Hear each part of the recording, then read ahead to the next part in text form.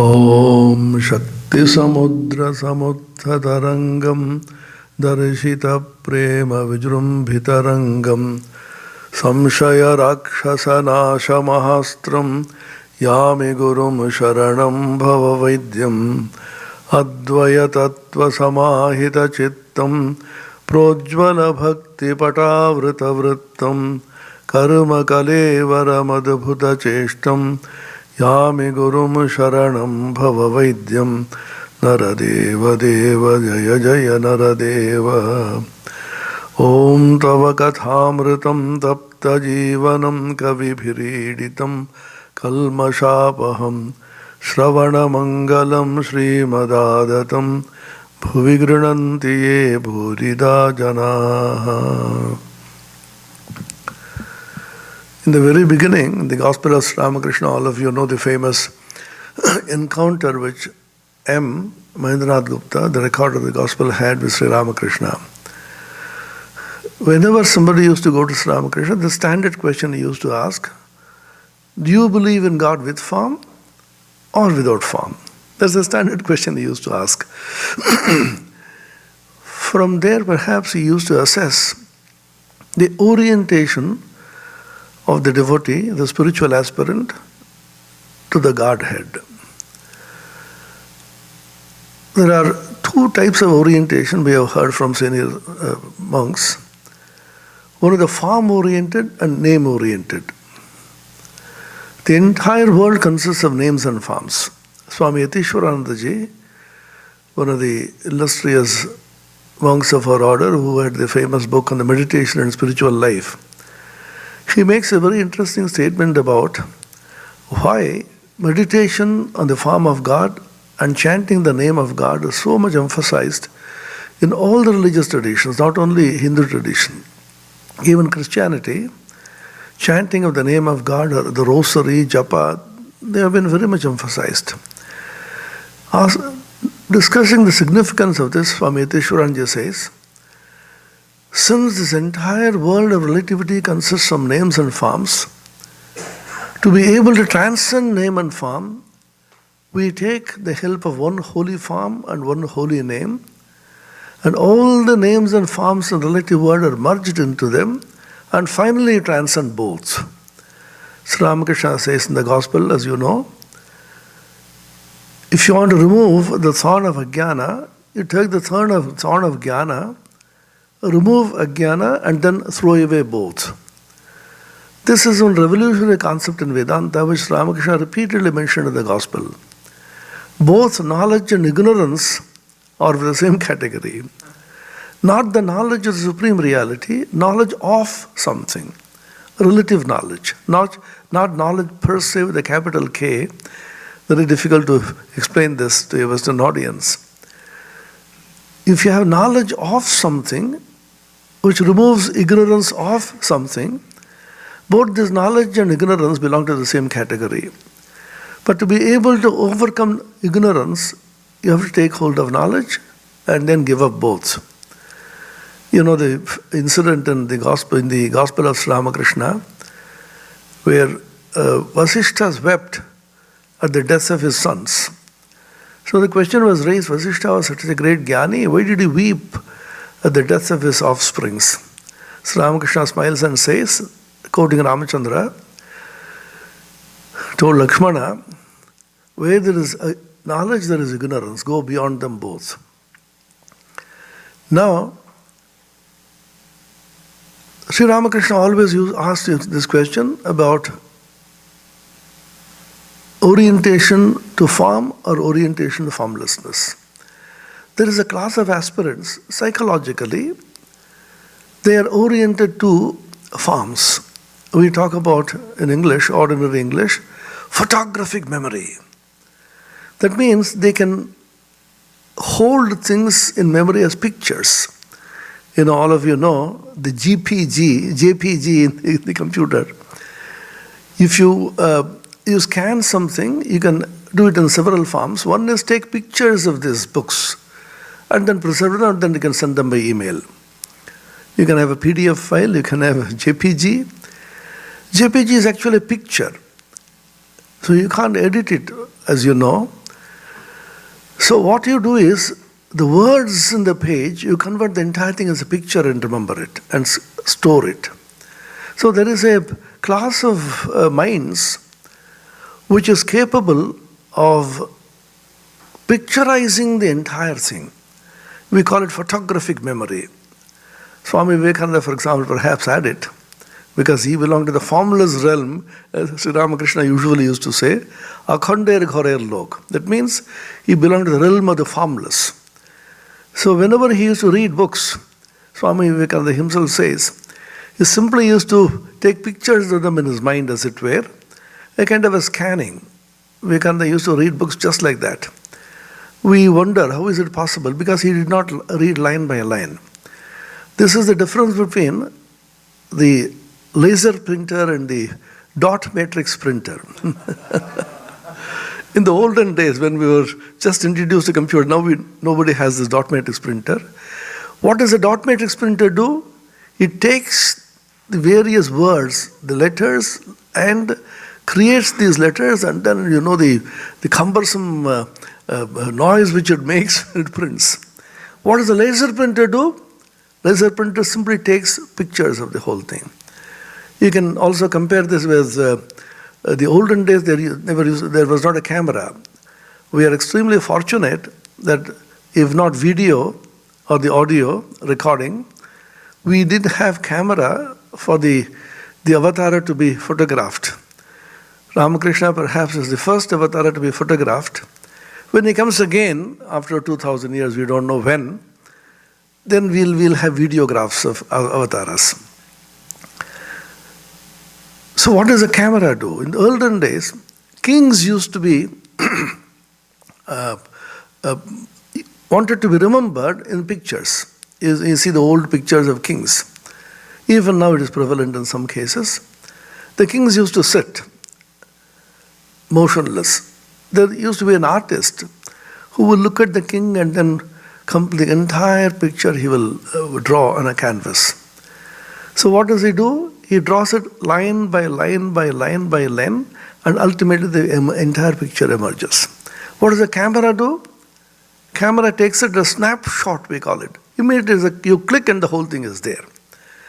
So there is a class of minds which is capable of simply taking pictures of the whole thing. So this is called a form-oriented memory, form-oriented mind. There is another class who can't exactly picture anything, but they remember the names. You can see among the ordinary world also, there are people who can picture you. Oh, I remember your face very well, I forget your name. There are some people who can remember the names exactly, but they can't connect the name with the form.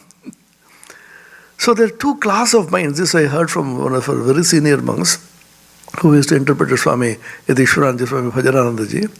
He said, the form-oriented mind, the name-oriented mind are two classes of mind psychologically. To cater to these two minds, the Hindu religious tradition and spiritual tradition has emphasized either the name of God or the form of God. And in the Ramakrishna tradition, interestingly, you emphasize both as equally important, and you meditate on the form of God, and simultaneously you chant also the name. That's a very different topic about the Ramakrishna tradition of sadhana. It's very important to know, because every one of our gurus in the east or the west, the moment you come to them, they talk about Advaita, they talk about the Atman and Kundalini and all that. They end up by giving you a name and a form, go and do this sadhana. There's a deep psychological, philosophical and spiritual significance. So Sri Ramakrishna, whenever anybody used to come, he used to ask him or her, do you believe in God with form or without form? From there he could immediately assess what type of psychological mind he has. The same question he put to M. Mahendranath Gupta, the record of the Gospel. And usually, those of us who foolishly think ourselves intellectual, we think, oh, I don't believe in forms of God. God is impersonal, God is formless. Little realizing the formlessness of God is also in the relative world. It is as much relative as the form of God. God not having a form and having a form, both are relative. So M, being an intellectual of his time, is an extraordinarily intellectual person. M was not ordinary person because he remains subdued in the gospel. You don't really realize his potential. In those days, he was a triple MA. MA was considered a very high degree in those days. And he was a teacher. Then he said, I would rather think of Gam as without form. So Ramakrishna smiled and said, oh, best so. Good. You don't believe in Gam? Then, he said, but do not think God cannot have a form. He is formful, he is formless, and is both beyond name and form and formlessness, and how much more besides. This is a very profound philosophical statement. Tini Shakar, Tini Nirakar, Shakar Nirakar er pare aro kotoki. He is with form, he is without form, he is beyond form and formlessness, and how much more besides. This, according to Swami Turiyananda, is the fundamental philosophy of Sri Ramakrishna. Once he was asked, Swami Turiyanandaji, what do you think is the philosophy of Ramakrishna? He said, the philosophy of Ramakrishna is don't put any limit to the infinitude of God. Swami Vivekananda also, in his famous rules book meant for the Ramakrishna Mutt at Belur and all the branches of Belur Mutt, which is not so much published, there he says, very significant statement, if the Lord, that means Ramakrishna, if he despised anything as much as lust and lucre, attachment to money and attachment to the sensual pleasures, if he despised anything as much as these two, that is putting a limitation to God. Kamani kanchaner nyay Shri Prabhu konata ke grina korten, Shri Bhagavan ki iti kora. Iti means this and not that. God is with form, full stop, period, nothing more. God is without form, period, nothing more. Don't say that. You say God is with form, comma, dot, dot, dot, anything more. Don't put a full stop there. Because what God himself is, human minds can't understand. God alone knows. As we usually say, are you coming tomorrow? God alone knows. God only knows. So somebody has abbreviated this. Are you coming again? GOK. That means God only knows. So God alone knows what is his real nature. So we think of him as with form or without form. Sri Ramakrishna used to say that he is with form, without form, beyond form and formlessness, much more besides.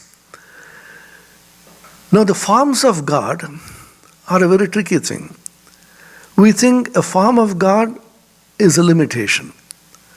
And we want to pride ourselves into thinking we are unlimited, we are intellectual, we are vast, we can penetrate into the philosophical realms rather than getting caught in the so-called religiosity of the bells and forms and flowers and incense. And that's for lower people who can't do anything else. I meditate on God, the vast infinite. Sleep off. Mostly you think of the vast infinite, you get sleep. But the form of God is a very, very important thing in spiritual life. Sri Ramakrishna emphasized repeatedly, and he gave a beautiful example. The example is, in a vast ocean of formlessness, by the cooling influence of devotion or bhakti, the water condenses into ice in certain portions. That's the form. And when the sun of knowledge rises, Jnana Surya, then this ice melts into formlessness or water. And he adds, this is a very significant statement in the Gospel, rarely noticed by casual readers like us, there are places where the ice does not melt. This is emphasized very much by the original translation of the Gathamrita, which M himself noted down in his diary. And he published a volume, slim volume. That was the first translation which he made of the Kathamrita, and he himself called it the Gospel. He was following the Christian terminology. He used to call himself the Apostle, Gospel. These are words coming from Christianity, as you know. And that's a remarkable book which went out of print, out of use, the moment Swami Nikhilananda's translation of the entire Kathamrita came into existence. Swami Tapasyananji of revered memory, who was the president of the Ramakrishna-Vivekananda at Madras at that time, discovered that this has enormous, not only historic value, spiritual value. And there are passages in that book which are not available in original Bengali, even in the Kathamrita. There are passages. We do not exactly know how this happened because M himself wrote down in his diary. From there he picked bits and pieces and translated the entire thing. And M was very particular that the Kathamrita should not be published chronologically. There's a big history behind this. Because the moment you go chronologically and publish volumes, let's say 2 or 3 volumes, the last volume will contain only passages in which Ramakrishna is ill, desperately suffering from cancer. He wanted to divide the whole thing into a standalone volume, as we call it now, which will contain from beginning to end the passages from various aspects of his life. So that by reading a single volume, we get a complete picture of Ramakrishna's teachings. So that used to be the original publication from Sri Mat Trust in Bengali. Later on, Udbodhan made it chronologically. That's the history. In fact, Holy Mother Sharada did not want the mission to publish this book. So there is a controversy when mission took over. You know, in India, there's a copyright rules. When something is 50 years or over, then its copyright is gone, anybody can publish. When 50 years elapsed, Kathamrita, there's a tremendous boom in Bengal and Calcutta, everywhere. Hundreds of publication houses started printing and publishing the Kathamrita. So Holy Mother Sharada said, let it be with M and his successors. This is one which will give them a lot of income. That is Mother's view. Anyway, there is a statement in that Tapasyanji published it as a book, even now it's available, as condensed Gospel of Ramakrishna. And if you read that book, the English is slightly archaic, but don't worry about the language. But some of the passages there which are not even there in the original Gospel. And another book which was published by Swami Atmapriyananda, who was very close to M, is published in Bengali, Sri Madarshan, in about 14 or 15 volumes. It's a lot of repetitions are there, but it's an interesting book to read. And he published it in English as M, the Apostle and the Evangelist. It's available. That also contains several statements attributed to Sri Ramakrishna which are not in the Gospel. So we should study all of them together, and the statement attributed to Ramakrishna as told by the disciples of Ramakrishna. They may not be in the Gospel. People like Turiyananda, Swami Vivekananda himself and so on. Why I mention this is because the Nitya Sakar, eternal forms, is a statement which is repeatedly made by Ramakrishna as recorded by M in his original translation, and in Kathamrita it applies in a couple of places. There are places where the ice does not melt. In Bengali it's a Nitya Sakar, eternal forms. And M whispers to a person who was sitting nearby, Ita bojecho, Nitya Sakar, ita bujte parlam na. Did you understand this eternal form? I couldn't quite grasp it. So this is one idea which Ramakrishna is projecting, and the Lila Prasanga, the great master of Sri Ramakrishna, now Swami Chaitananda has again retranslated the whole thing as Ramakrishna and his divine play. There, Swami Sharadananda emphasizes this. Chinmayi Dham, Chinmayi Shyam.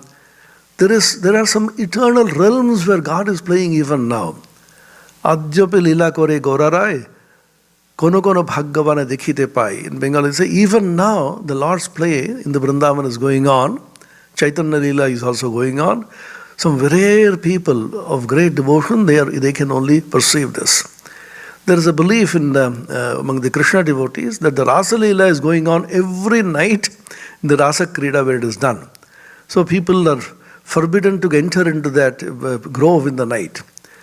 So the idea being, there are certain eternal forms which are projected by the infinite Godhood, and the esoteric belief or the truth as discovered by men of realization is that these forms will exist till the end of this kalpa.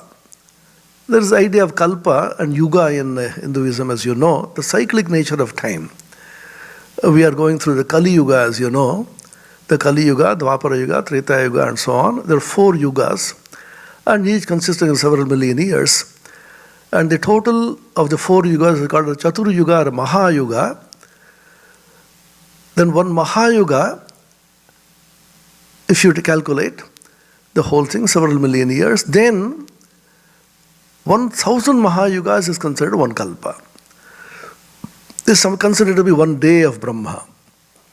And then similarly, one night of Brahma is one full day of Brahma. And then into 360 as an average, that's 1 year of Brahma. That multiplied by 100 is the age of Brahma. That is the age of the universe. It comes to about 711.12 trillion years. Only. So the vastness of time. So as long as a kalpa lasts, that is not much, it's only 1,000 Chatur Yugas, these forms will exist. Then it is said that Mahapralaya will take place.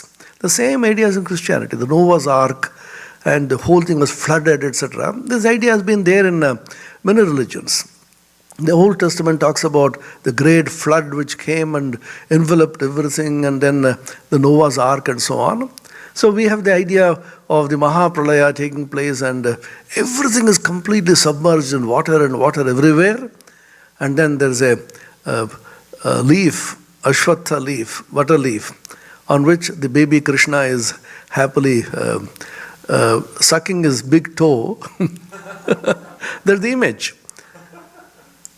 And the devotees and poets have sung so beautifully about it. There's a Bala Mukunda Stotram. See how human mind is rejoiced with God. Don't make God so dry. He is formless, He is eternal. That's okay. You rejoice with God. There is a beautiful stotra called Bala Mukunda Stotram. In India, everything is called Kamala or lotus. You talk about lotus feet of God. In the West, people get confused. And translations, we call Pada Kamala, Charana Kamala. Then it's the Guru also, lotus feet of the Guru and lotus feet of God. Lotus, Swami, where is the lotus? We see only the feet. It's called the Rupak Alankar. The imagery, lotus is a symbol of anything which is divine, which is spiritual, which is elevating. So we talk about Charana Kamal, the lotus feet. We talk about Kara Kamal, even the hands are lotus. And the Lord, everything is only lotus. There is a beautiful stotra, Bala Mukunda Stotram. Bala Mukunda, child Krishna, sleeping there, quietly sucking the big toe. Kararavindena padaravindam mukharavinde viniveshayantam patasya putpatrasya puteshayanam balam mukundam manasa smarami. I rejoice in my mind thinking of this great Bala Mukunda, little baby Krishna, who is holding by his Kararavinda, by his lotus hand, holding his lotus feet and putting his big toe in his lotus mouth. Kararavindena padaravindam mukharavinde vinimeshayantam. That's how devotees have sung about God and with so much of joy. See, spiritual life is one of great joy. Don't be dry in spiritual life. So Ramakrishna repeated, Roshe Boshe Thako. That is a famous statement. Christ also said, rejoice and be exceeding glad. A time will come when you will be able to weep. When the bridegroom is around, you rejoice. Bridegroom means with the avatara. When God's presence is felt, don't be dry. rejoice with God, sing with Him, dance with Him, and then always eat with Him. So Sri Ramakrishna says there are some eternal forms which exist. Where do they exist? They exist in what is known as the Virat or the Hiranyagarbha. Hiranyagarbha is a very interesting idea in Vedanta, in Bhakti Vedanta as well as in Jnana. Hiranyagarbha is a cosmic consciousness. They give the idea of Vijnanamaya, I talked about it last time. Annamaya, Pranamaya, Manomaya and Vijnanamaya is the Buddhi. Buddhi is the intuitive faculty which is beyond the logical Buddhi, logical intellect. It's difficult to translate into English. It is not intellect, it is intelligence, which is intuition. The intuitive mind which penetrates into the truth without the intervention of the logical mind. Thought doesn't interfere. It's a kind of a flash in which you see the truth directly. So this is called buddhi, this is called dhi, this is called prajna, this is called medha. So many words are used with subtle nuances. So I don't go into those nuances. So many words are used. In Sankhyan philosophy, this Hiranyagarbha is called Mahat. The same as Hiranyagarbha, as vouched by the great commentator Bhagavan Shankara. There's a verse in Kathopanishad, Indriyebhya parahyartha arthebhyascha param manah manasastha para buddhir buddhir atma mahan paraha mahata param avyaktam avyaktat purusha para purushanna param kinchit sa kashtha sa paragati. The indriyas are superior, and superior to the indriyas is the manas, is the mind. Superior to the manas is the buddhi. Superior to the buddhi is the mahat, and superior to that is the avyakta, which is nature, prakriti, and beyond that is the purusha, and beyond that there is nothing. It is the ultimate. That is the verse. There Shankara commenting says about the mahat, avyaktat prasamam jatam hiranyagarbham tattvam. That is the language he is using. The hiranyagarbha tattva, which is the cosmic mind, the cosmic intelligence. The technical word which is used in Vedanta is samashti buddhyupahita chaitanya. Everything is only chaitanya or consciousness, and that is being covered by certain coverings or upadhis. So if you have the cosmic intelligence, the intelligence of all beings in the world, how many beings are there in the world? Human beings about 6.5 billion, and you have the animals and fishes and insects, and how many? There should be several trillion, billion trillion, we don't know the number. So if you think of the intelligences of each of them, even an ant has a sufficient intelligence, the mosquito in Belur has enough intelligence. So intelligences of all the beings, the entire universe, take that to be a huge intelligence pool, and the supreme consciousness, when it is veiled by this cosmic intelligence, is called the Hiranyagarbha. That's the idea which they have taken. And the Hiranyagarbha is equated sometimes with the Ishvara. So in this cosmic intelligence is what is projected as a Devata, as a form of God. This Hiranyagarbha may have a form, or it may be formless also. So it can take innumerable forms. It can take the form of Christ in the Western world.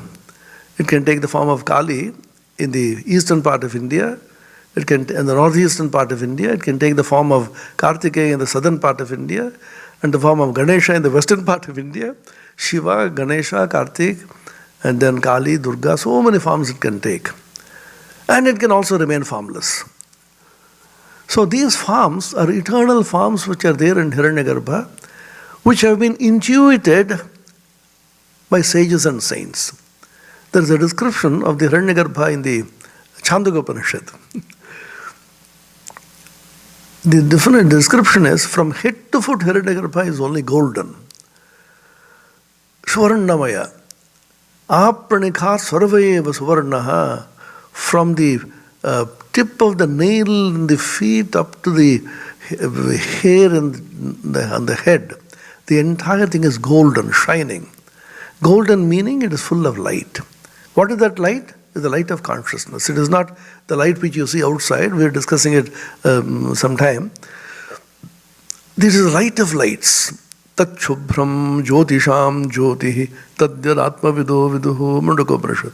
Jyotisham Jyoti Jyotira Jyoti Ujjvala Hridi Kantara Tumitama Bhanjanahar. Swami Vivekananda sang about Sri Ramakrishna. You are the light of lights who illumine my heart and dispel my ignorance, darkness of ignorance. So that's the light of that to prove and to establish and to realize that this form from head to foot is made of consciousness. Sri Ramakrishna gives us a simple example. Suppose you made an image of wax. Oh, you know the wax museum, the famous wax museum in England. And we have replicas also, and now things are coming up in India. We have one in Calcutta, we have one in Bombay. So wax museums have become very common. Now, if you think of a wax museum of a living person, what is it made of? It's made of wax. From head to foot is only wax. In exactly the same way, suppose you take consciousness, whatever you understand by it, and then make a form full of consciousness. From head to foot is only consciousness. That is the form of God which we are thinking of. That is why even the body of an incarnation of God or a prophet, through whose body the infinite has been realized, is considered so important. Even his hair, his nail, the ashes, they are preserved with so much of reverence because his entire body is only consciousness and nothing else. It is called in Bhakti parlance as a Bhagavati Tanu. Tanu means body. Bhagavati means it is a godly body. It is not made of flesh and blood. That is why Swami Vivekananda sang in his famous Aratric hymn, Chid Ghana Kai. Kaya means the body. Chid Ghana. If you take consciousness and condense it into a form and give it a human shape, just in the wax museum, it will be the form of an incarnation of God, a prophet of God. So the entire thing is only consciousness. And the description in the Chandogopura is very interesting. This Hiranyagarbha is supposed to have a beard. Even the beard is also consciousness. Swarna Shashru, Suvarna Smashru, it's mentioned.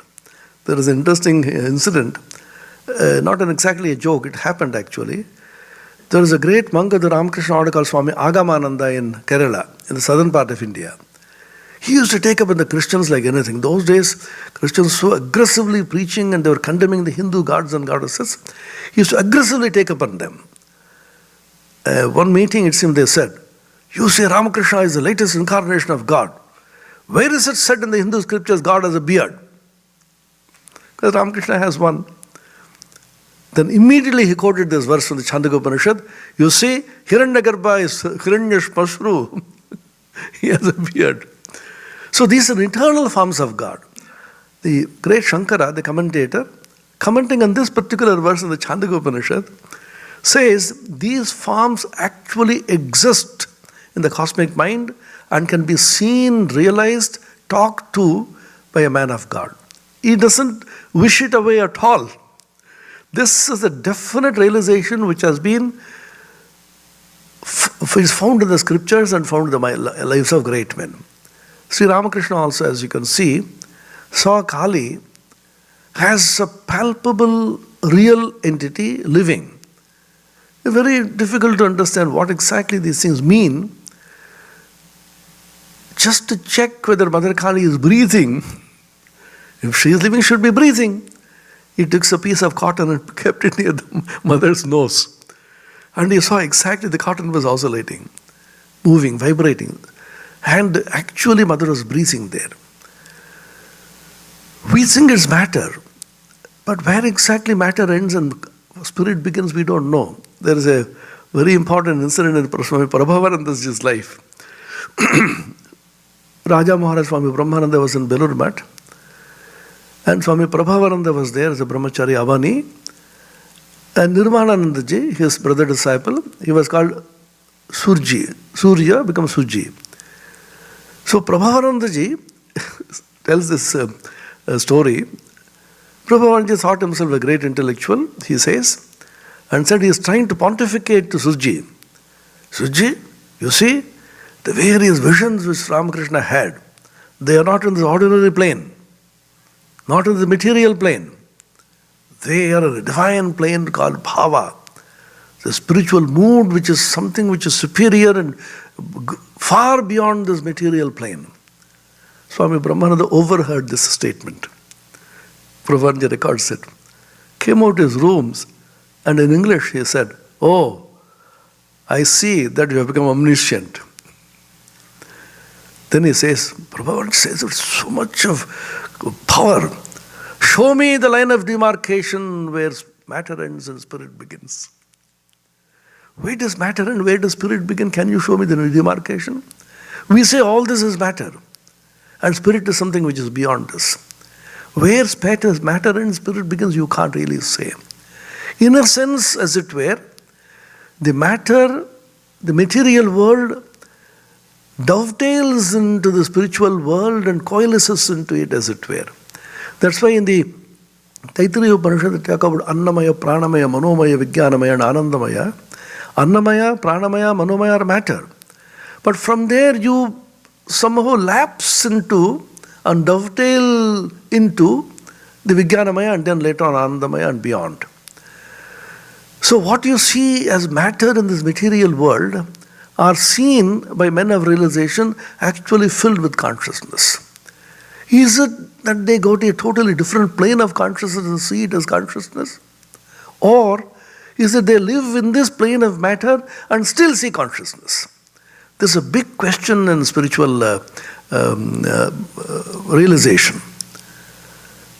There are statements attributed to Ramakrishna in the Gospel. Actually he saw Sita, he saw Hanuman, he saw so many visions he saw. I was sitting in the Panchavati, in the Gospel he records this vision, and suddenly he saw a brilliant form of a Devi or a goddess. Then he was wondering who this could be. Then suddenly he realized Janama Dukhini Sita, the concept of Ramachandra. From childhood she was in sorrow and sorrow. Then suddenly he saw a monkey jumping from somewhere and falling at the feet of this goddess, Hanuman Mahavir. Then Sita came and merged into his body, and then Sri Ramakrishna said, Sita Devi gifted him with her smile. That is recorded in the Lila Prasanga. The smile which you see, the bewitching smile which you see, the attractive smile in Sri Ramakrishna, he says that was the gift of Sita. On the one hand, he says Sita was full of sorrow. On the other hand, he says he had so much of smiles.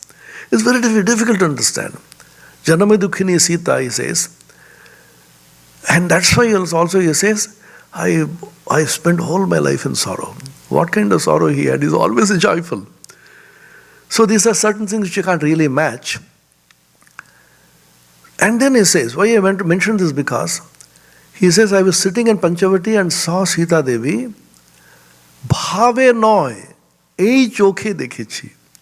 Not in bhava, not in a transcendental realm of a divine consciousness, but in this material consciousness, ei chokhe, in this, with these very eyes I saw, bhave noy.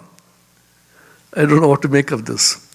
And then there's a statement attributed to the Holy Mother Sharada Devi. She said, I'll state in Bengali and then translate for you. It's good to hear the Bengali, original Bengali of the mother. Mother said, Dekho Baba, khali chokhe Bhagavan Ishwar darshan kora jay na. Bhavei hoy. Kintu, Naren ekamatra korte perechilo. I don't know what to make of this. Says it is not easy to have the visions of God with these material eyes. You have to go to a divine realm with the divine eyes, just like Sri Krishna told Arjuna, Divyam dadamite chakshu, I'll give you divine eyes through which you will be able to see me. It is not possible to have the vision of God with these eyes, material eyes, but only Naren could see with these eyes. We don't know what to make of this. There are so many secrets in the spiritual world which you dare not Try to analyze with your foolish brains. As Vivekananda once wrote in a letter to frankincense, Francis Legate, he used to give nicknames for everybody except Sharada Devi. Frankincense used to call him Francis Legate. He says, it's a funny world, and the funniest chap you ever saw is he, the beloved infinite. Brotherhood of playmatehood, school of romping children. They want explanations, but how can you explain him? He is brainless and is fooling us with little brains. We want a logical brain. I want to measure God, do this, and put everything in a framework. But there are such secrets in the spiritual realm which you really can't put it in a framework. So the vision of God which Ramakrishna saw, the Kali which he saw, he says, I talked to mother and then I play with her. How many times he saw, and then I went and told mother, Mother, oh, you eat this food which I'm offering to you. Then I said, oh, you will eat only when I eat. All right, let me eat. Can you imagine the pujari, suppose you see tomorrow, the pujari is sitting there and eating the food offered to the mother. It is blasphemous. Then one day he saw a cat was moving, and he saw the manifestation of same consciousness, and then offering the food meant for the Divine Mother to the cat. All kinds of peculiar things he used to do. So much was a big complaint to Mathur Babu, the son-in-law of Rani Rashmani, and he is violating all songs, it's blasphemous, and it's sacrilegious and so on. But Mathur Babu said, don't say anything to him, let him do what he likes. So how many kinds of visions he saw, even the disciples of Ramakrishna, what to speak of Ramakrishna himself. Mother also used to say, but she never used to mention them. Even Swami Vivekananda, but he downplayed them. At every moment he was blessed with the vision of his own Guru, who guided him at every point. See, it's not a story. Rarely he used to express this. In a letter he writes to Mrs. Bull, who has asked him, when are you coming, when the classes will happen, just to plan things. Swamiji writes to her, I have not decided yet when the classes will be, when I will be able to go. Then he says, between you and me, I am a sort of mystic, and I do not move without orders. Underlined 3 times. And that they have not come yet. What do you say for this? Swami Brahmananda, of course. There are so many incidents in Brahmananda's life. He used to call for the almanac to fix the auspicious date for leaving. Abani, Swami Prabhavanandaji at that time, sarcastically was laughing. Why do you laugh like that? Oh, I know, Maharaj, you will fix the date, but you'll always change it. Go on changing it. Do you mean to say, do anything by my own will? Then this little boy is arguing. By whose will are you guided? I am guided by the will of God. How do you know the will of God? You may imagine your will as will of God. Then came the astounding statement by Swami Brahmanandaji. I talk to God and find out what is His will. What do you say for this? See, it is possible for you to constantly be in communion, physically see Him, talk to Him, and get guidance from Him. Swami Brahmanandaji was compiling the teachings of Ramakrishna, Ramakrishna Upadesh. So Ramakrishna appeared and told him, hey Rakhal, I didn't mention it this way, this should be corrected, this is not correct. So I always say that's one of the most authentic collections of Ramakrishna's teachings, Sri Ramakrishna Upadesh, compiled by Swami Brahmananda and edited by Sri Ramakrishna. He himself showed himself repeatedly. They were constantly in communion. Swami Shivananda also. I've heard from Swami Vijayananda, who was one of the illustrious founders of the movement in the South America, the Latin American countries. He started the Ramakrishna movement. So he was sent to the West by Swami Brahmanandaji. And after his passing away, Mahapurush decided that he should go to Argentina. Swami Shuddhananda was in place as the General Secretary. The logistics were all in place. Those days, very difficult to get ships also. Very rarely ships used to go. Everything was decided. Vijayananda, at that time, his name was Pashupati. He goes and bows down to Swami Shivananda, the president. He said, what is the matter? Maharaj, I have been asked to go to Argentina. I am leaving on such and such a date. Looked at him and said, cancel this. You are not going now. Then he got terribly frightened because Shuddhananda will scold him like anything. With great difficulty, he has arranged everything. Then he said, Maharaj, no, I cannot tell Shuddhananda. He will simply take me to task. What? Who is Shuddhananda? Give me a piece of paper. Pashupati told us. He wrote there, Pashupati is going to Argentina, is temporarily cancelled by Lord's orders. Shivananda. It seemed the ship by which is supposed to go got drowned. So we do not know what mystical things happened. See, this Sangha, this order, this is not an order. This has been created by God, guided by God. Even now He is guiding. Don't think otherwise fools like us, how are we running the show? He is running the show because He is not interested. He is terribly afraid of leaving it to us. In the Gita He says, I will come again and again and protect you, don't worry. The Lord is afraid that the Hindus can't protect themselves. Why Hinduism and the Sanatana Dharma will thrive and become, the glory will increase day by day because the Lord Himself has taken charge of it. He can't trust the Hindus to protect Hinduism. So this Sangha, this order is protected by God constantly. It is not my statement. Swami Vivekananda says in the rules book, the Lord has not given up the Ramakrishna form. Many people even now see Him and get instructions from Him. If anybody is sufficiently pure and devoted, he or she can also see Him. And He will retain this form till He comes again in the human form. It is Vivekananda speaking, such a rational scientific mind. So these forms of God, particularly the form of Kali in the present age.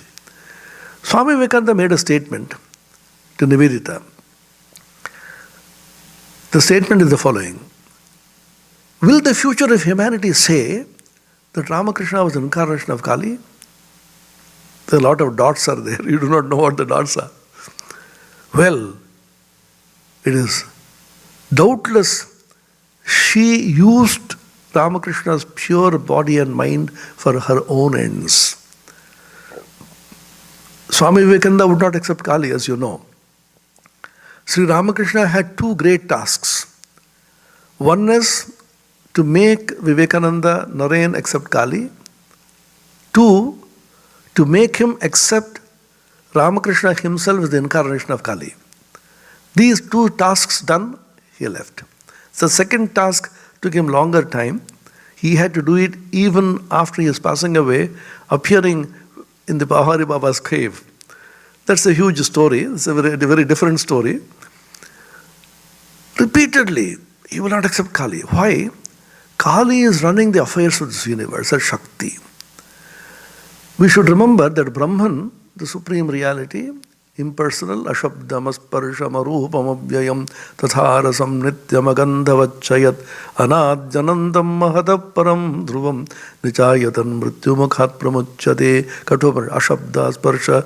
It can't be touched, it can't be smelled, it can't be realized.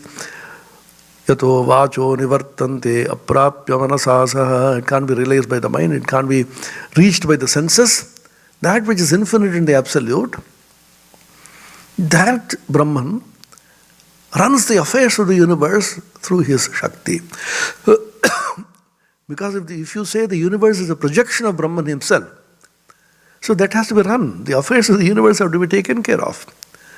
So Swamiji, in a very profound spiritual mood, he says, recorded by Nivedita again,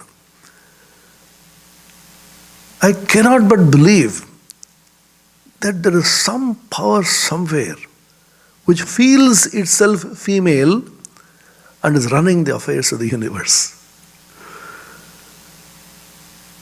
He will never accept Kali. And Sri Ramakrishna knew that Narayan was absorbed in the supreme formless samadhi in the Saptarshi Mandala, wherever it is. And then he had to pull from there to the relative world. Unless he accepted Shakti or Kali, he would not be able to be effectively working in this world. So he had to be bound to this world by the power of Maya, who is Kali. Sri Ramakrishna tried repeatedly. Then, at one moment, Vivekananda was so upset because his mother and brothers were starving and there was no food at home.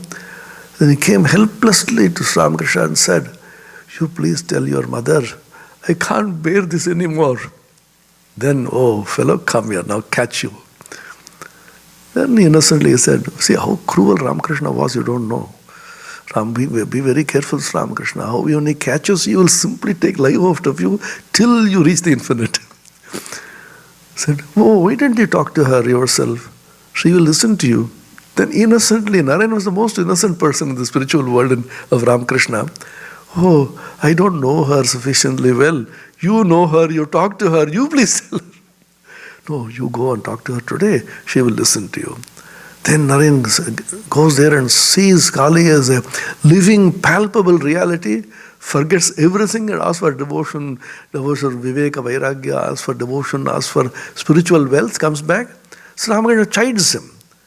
If usually somebody asks for worldly things, he used to chide. Now this Narayan, not asking for material wealth, is very angry. "You forgot? Again go." Thrice he went and he saw the Divine Mother. That day he accepted Kali. Then Ramakrishna taught him a beautiful song, Matvam Hi Tara. Whole night he sang that song. So Ramakrishna was delighted and excited. Everybody coming.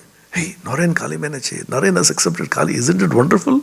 Who is Narayan? Who is Kali? Nobody knows." Anybody coming to him, "Hey, Narayan Kali Menache," he was clapping his hands with delight. Because Narayan has been now caught in the realm of Shakti. So all of us, why Shakti is so important. You may talk about Brahman, you may talk about spiritual life, etc. Unless the grace of the Divine Mother comes to you, you can't do anything. About Totapuri, Swami Sharadananda makes a statement in the Lila Prasanga. Totapuri Maharaj did not know it is because of the grace of the Divine Mother he had such a powerful body, he had such vairagya, he was able to withstand the weather and roam around unclothed all over India and then get absorbed in samadhi. So there is a statement in Advaita, one of the greatest books of Advaita called Avaduta Gita. It begins with this statement, Ishvaranugraha deva pumsam advaita vasana. It is only by the grace of the Divine Mother, grace of God, grace of Ishvara, that you have inclination towards Advaita. So why we worship Kali, why we worship Durga, Shakti, etc., particularly Kali, because she was the beloved of Ramakrishna. The entire Ramakrishna Sangha is being run by Kali through Ramakrishna. So Ramakrishna had a special affection for Kali because she is a complete symbol. She has 4 arms, as you know.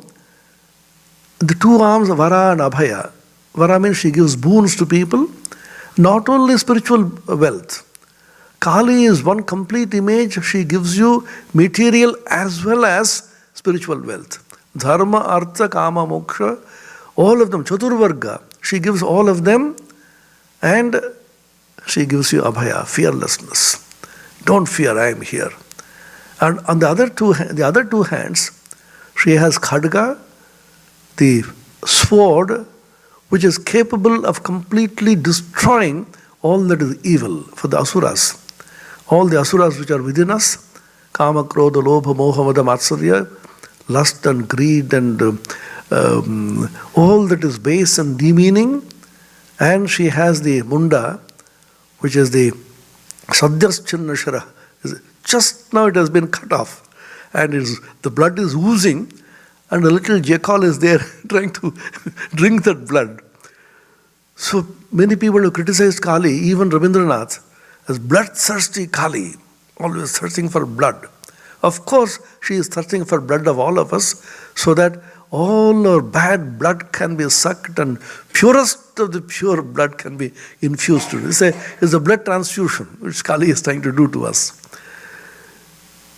Ramakrishna actually saw all this. And then she said, Kali is the symbol which is complete, Vivekananda said. And he also infused this idea into Nivedita and the Western disciples. He initiated Nivedita into sannyasa, into monasticism, and he said, that which has come from one woman, I am handing over to 2 women, Nivedita and Mrs. Bull. So these are all esoteric and mystical things. Swami Tapasyanji used to say, Every one of the great philosophers had an esoteric side from which they drew power.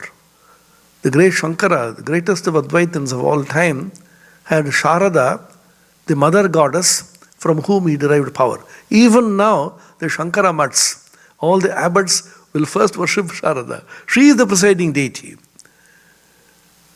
Pragya Paramita was the female deity who Nagarjuna worshipped. Nagarjuna was a Shunyavadin. And Swami Vivekananda said, Kali worship is my special fad, although I do not preach it universally. What he taught was universal, but for himself to derive power, Kali was the main thing. Kali worship is a special fad. He said, how I used to hate Kali. Lot of dots are there afterwards. Then he says, no, the thing which made me do it is a secret which shall die with me. Why he accepted Kali, what happened on that historic night, Vivekananda alone knew. My guess is that Sri Ramakrishna must have revealed himself as the incarnation of Kali and should have told him, revealed to him what is the purpose of his coming. Unless he accepted Kali in the relative world, the Shakti which is running the affairs of this universe, Naren would not be able to work. And in this Sangha, the Ramakrishna Order, which we believe with the mystic body of Sri Ramakrishna, whatever you may make of it, this entire Sangha is being charged, juvenated, run, administered by Kali. This has been vouched by most of the disciples of Sri Ramakrishna. And many disciples have actually seen Sri Ramakrishna as a manifestation of Kali. And Swami Vivekananda himself said, the future of humanity will say that Ramakrishna was an incarnation of the manifestation of Kali. Ramakrishna mentions this. Ramakrishna was a Westerner, he didn't know anything of this. He says, Ramakrishna, the devotee of Kali, represents humanity. Because if you want to function in the relative plane, you have to hold on to Kali or Shakti, who is the oneness Brahman. Kali Brahma, Jene Marma, Dharma Dharma Shop Chedechi. Ramaprasad says, if you say, realize Kali is one with Brahman, then you will give up all relativity, duality, dharma, adharma, jnana, ajnana, and then you will float in divine bliss through the grace and mercy of Kali. That is why Kali worship and the chanting of the Devi Mahatmyam Chandi, these are esoteric doctrines which have been prescribed for very serious spiritual devotees in the Ramakrishna Order. It is not given to anybody and everybody. The moment you become an intimate devotee and get charged with spiritual power, then you need Kali. See, spiritual power is required for spiritual progress. It is not mere talk. It is not talking about Brahman, Advaita and all the Advaitic texts and the Upanishads. If you need power, then you need Kali. I'll just end with one incident through which I entered into this. Swami Atmapriyananda in the reminiscences of Swami Brahmananda mentions this. One time Swami Atmapriyananda felt extremely dry and spiritual. It happens to everybody. You meditate, you get up in the morning, go through the same rigmarole of sadhana every day, but you feel suddenly dry. You don't feel enthusiastic, everything was mechanical, you feel unhappy, you don't know why. At that time, what happens is psychologically the mind takes rest. It can't go through the rigor of spiritual life. Atmapriyananda passed through such a state. Then he goes to Swami Brahmananda, his guru. He said, Maharaj, I am passing. Would you please tell me what I should do? Like an expert doctor does. When you go to your doctor, take this pill for 3 days or 3 weeks. Swami Brahmananda's prescription. Read the Chandi, Devi Mahatmyam, every 15 days, every fortnight, for 3 years. And one prescription. Second prescription, read the Vishnu Sahasranam every day for 3 years and come back and tell me. Atmapriyananda being the representative of young intellectual, like all of us, stupidly arguing with the Guru. He said, no, I don't like the Chandi, this killing and cutting and this blood flowing. And if you read the Chandi, rivers of blood used to flow. Nishumba and the Mahishasura and this Raktabija. So then Yatishranja said, I don't like all this, too much killing and all that. I read only the hymns, the stotras. Brahmananda became very serious. Swami Brahmananda said, don't argue, do what I say. I am telling you this for your own spiritual good. Then he quietly obeyed him, and he writes in the reminiscence, he did it more than 3 years, and he got immense spiritual benefit. I read it as a boy, because whenever I used to read this, I used to take them absolutely literally. Fortunately, the logical mind had not developed at that time. When the logical mind develops, you think you know about things which you really do not know. Swami Ranganathan ji used to quote Shakespeare's Measure for Measure. There's a fantastic passage there. Man, little man, dressed with his little brief authority, most ignorant of what he is most sure of, his glassy essence, like an angry ape, makes such fantastic gestures before the high heavens which makes the angels weep. Shakespeare. So we like angry apes, we make such fantastic gestures without being not sure of what we think we are sure of. First of all, we should realize we know very little about spiritual life, about the nuances of spiritual life, or the various pathways of spiritual life, how the spiritual path will take you. Just listen to what the great people have told. Follow them and see. As a scientist, you should not reject anything unless you actually experimented with this. So I started reading the Chandi. When I started, it's very difficult. The language is very tough. Sometimes the Sanskrit language, there is a thing called Sandhi and Samasa. One Swami used to say, the tyranny of Sandhi put me off from Sanskrit. So the words are so connected to one another. I struggled and struggled. Of course, I read and read for years now, almost I know the whole thing by heart. And you see the elevating power. It is not intellectual, it is not philosophical. You may be interpreting it philosophically, but to derive power from it, Swami Brahmananda knew. Even now, there is an esoteric practice in the Ramakrishna tradition, which comes from Belur Math, of course. On Sri Ramakrishna's birthday, on Swami Vivekananda's birthday, there is Kali Puja in the night. Not on Holy Mother's birthday. Because Kali is worshipped throughout the day. She is Kali herself. And on every special occasion, whether it's the consecration of a temple, whether it is a special Tithi Puja, wherever, any special day, Chandi Path is compulsory. So why these things have been developed is because if you want to take spiritual life very, very seriously, you need power to be able to pursue it. You need Shakti, physical, mental, spiritual power, that comes from the Divine Mother, who Sri Ramakrishna called and worshipped as Kali. So we are blessed even in this distant country like Hollywood. How Kali is manifesting everywhere. Swami Vivekananda saw the Shakti. I saw the play of Mahashakti in the West. When he went back, I saw the play of Rajas, Mahashakti in the West, and he worshipped her through purity and devotion. How much power will come? Power will come, glory will come, all that is good and grand will come when the sleeping soul awakens to its unconscious activity, as Swami Vivekananda said, and Mother Kali will bless us with all that is divine and kill the asuras within us, whom we cannot kill so easily. So let us invoke the blessings of the Divine Mother Kali, so that she may give me spiritual wealth and the power to be able to walk this path and pass on the cup of inspiration which has satisfied our thirst. Jai Ma, Jai Kali. Om Shanti Shanti Shanti Harihi Om Tat Sat Sri Ramakrishna Arpanamastu.